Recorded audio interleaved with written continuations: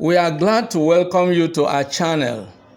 Kindly subscribe to our channel and share our videos with your friends and relations.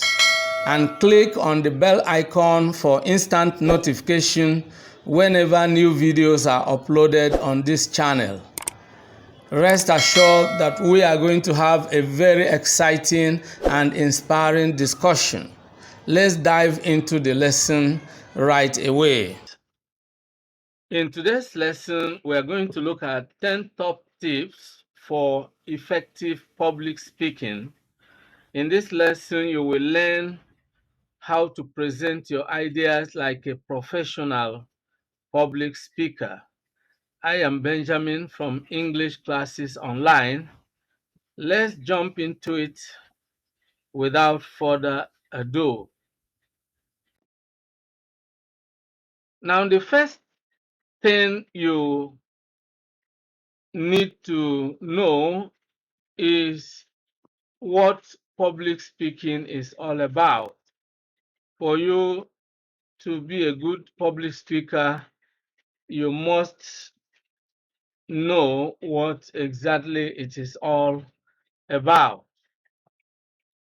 Public speaking is the act of delivering a message or a speech to an audience. So you need to understand that this is exactly what public speaking is all about. Effective public speaking is important for communicating your ideas to your target audience and getting the desired results.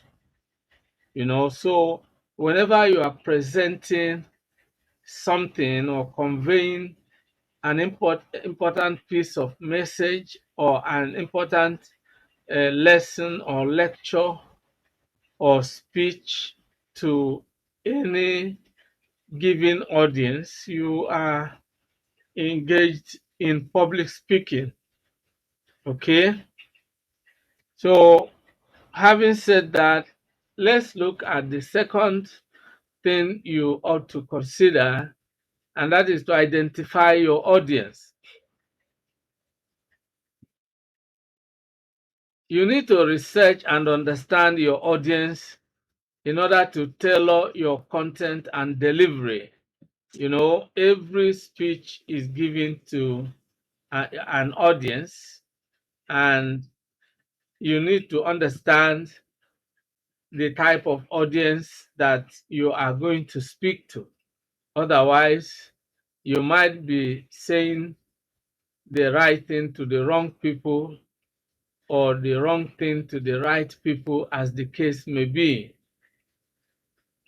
So identifying the interests and needs, and of course also the cultural background, the education, gender, and other sensibility, other important demographics, of your audience will enable you to tailor your content and delivery and make it more engaging. You need to understand who exactly you are going to talk to. What are they interested in? What are things that are likely to piss them off? What are things that are likely to offend their sensibilities? And what are things that will actually be of interest to them? What are their needs? You need to identify your audience in order to be able to speak to them and communicate your ideas effectively to them. Number 3, prepare your content. This is important. Preparation is key to success in everything that is worth doing. Okay, because whatever is worth doing well, and what will enable you to do it well is to prepare adequately. Now, how do you prepare? Brainstorm to generate ideas for your speech. To brainstorm is to think critically, What am I going to say? What is this all about? Okay, you generate ideas for your speech. Then create an outline based on your audience, purpose, and content of your message or speech. You know, uh, once you begin to think about the kind of speech or lecture or message you are going to deliver to your audience, the ideas will naturally flow into your mind. And as they flow into your mind, you jot them down, you know, and that is what will give you an outline. An outline is a list of the main ideas that you are going to use in a piece of writing, including a speech, of course. Okay? Then use relevant and concise material to structure your presentation and make it understandable and easy for your audience to follow. This is really very important.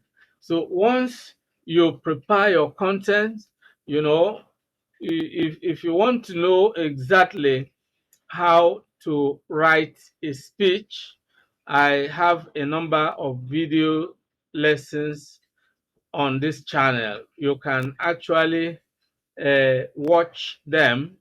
You can use the the playlist on writing skills or speech writing, you know, and then you'll be able to watch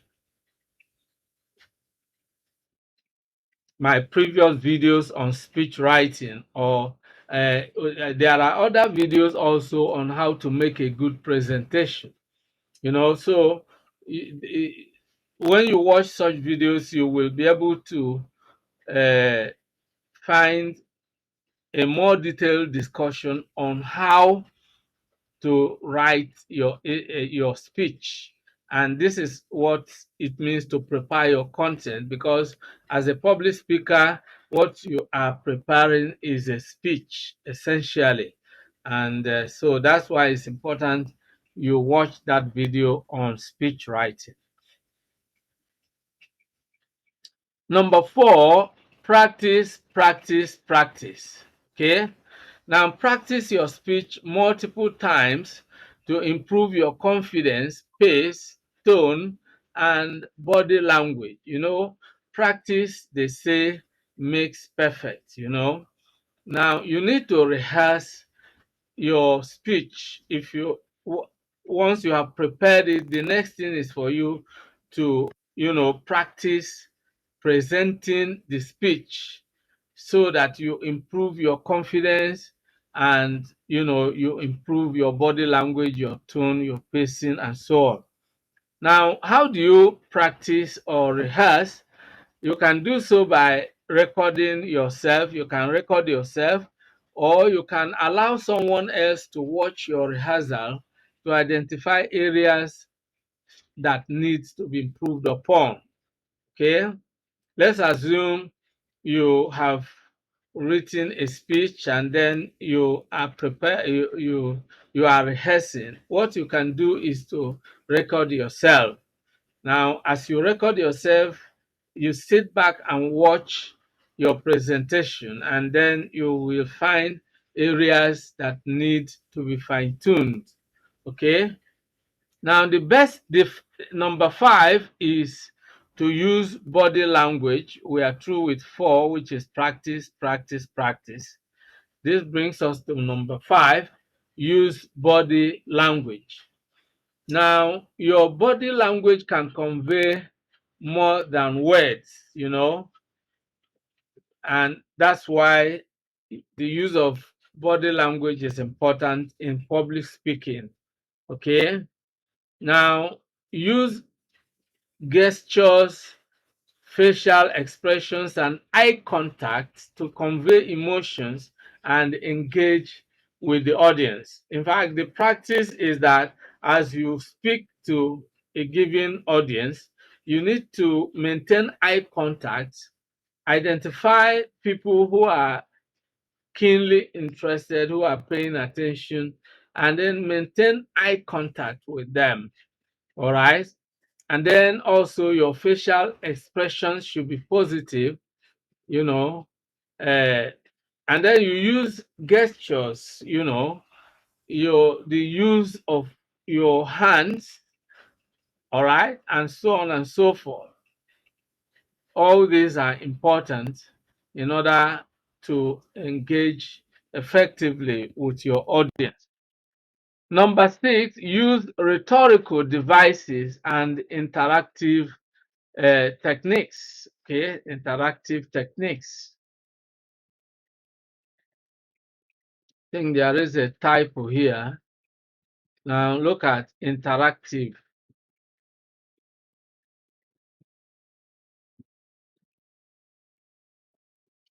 So this is IVE here. This is V and this is E. Okay, so take note of that. Use rhetorical devices and interactive techniques.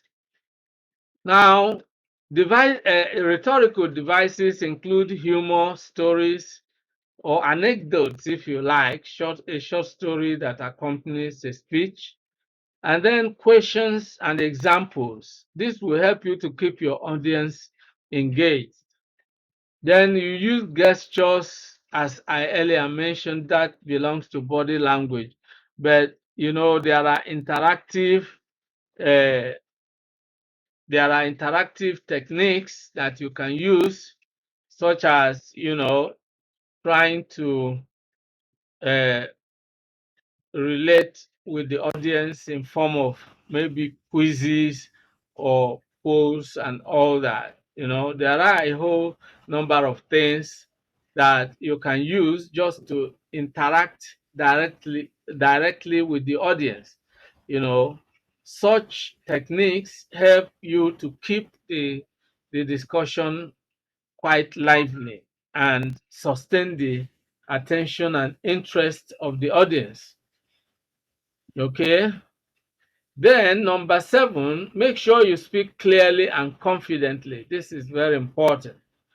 Speak clearly and confidently to project your voice and convey your message effectively. This is important. You need to speak fluently. Use the proper pace, avoid filler words, and articulate your words correctly. This is where fluency comes into play.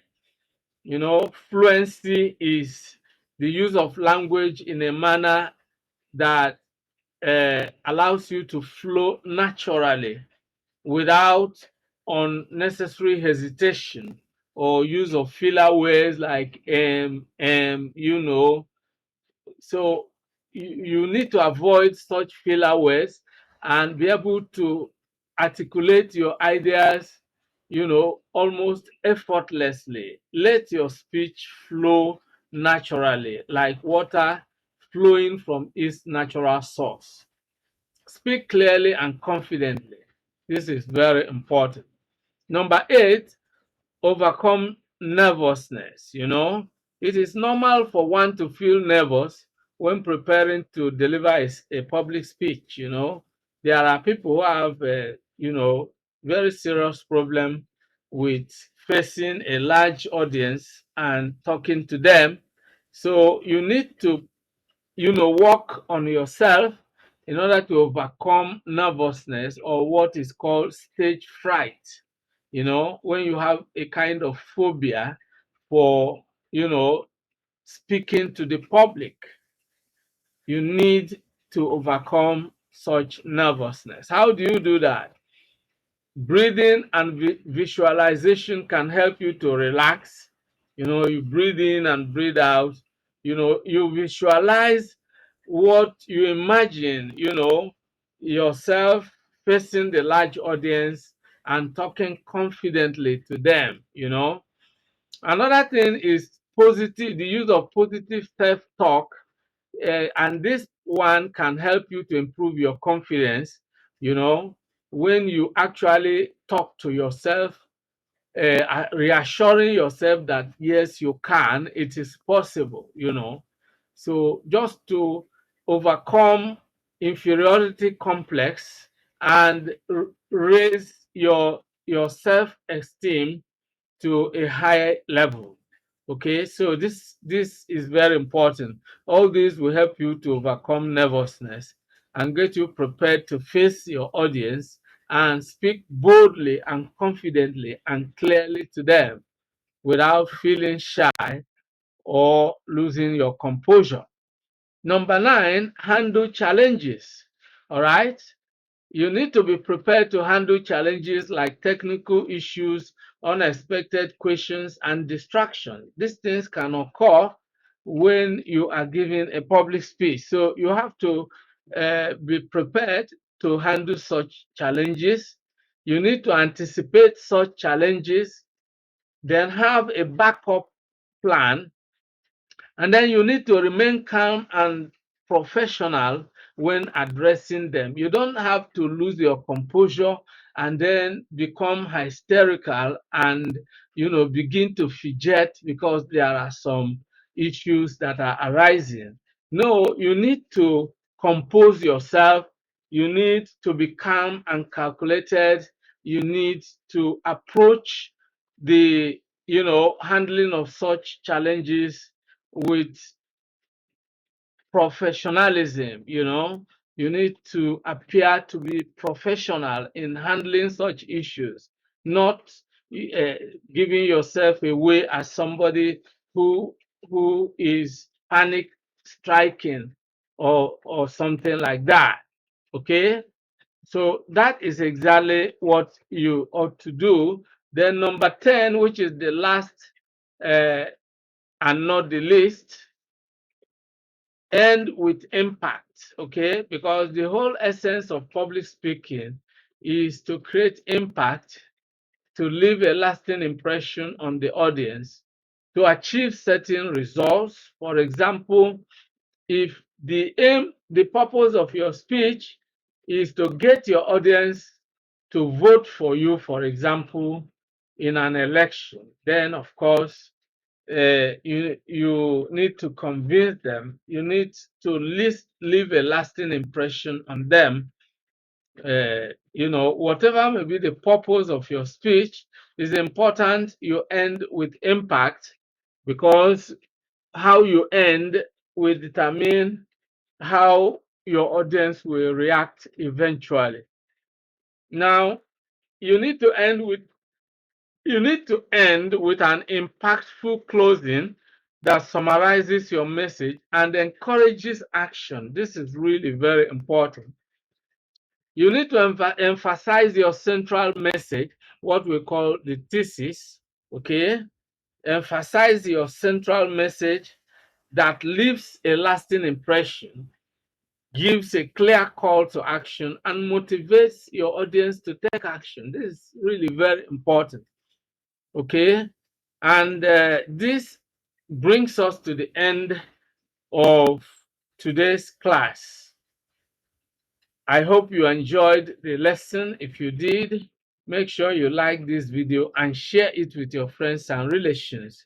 If you have any questions, comments, or suggestions, kindly leave them in the comment section below. See you in the next class. Many thanks for watching today's video. A big thank you to all of you out there for being part of today's episode. I hope you enjoyed the video. If you did, kindly subscribe to this channel. Subscribe now as a way of giving us support. For notification about new videos, click on the bell icon. You will find the bell icon. Click on it so that whenever a new video is uploaded, you will be instantly notified. If you have actually enjoyed the video, like and share the video with your friends and relatives. This is very important.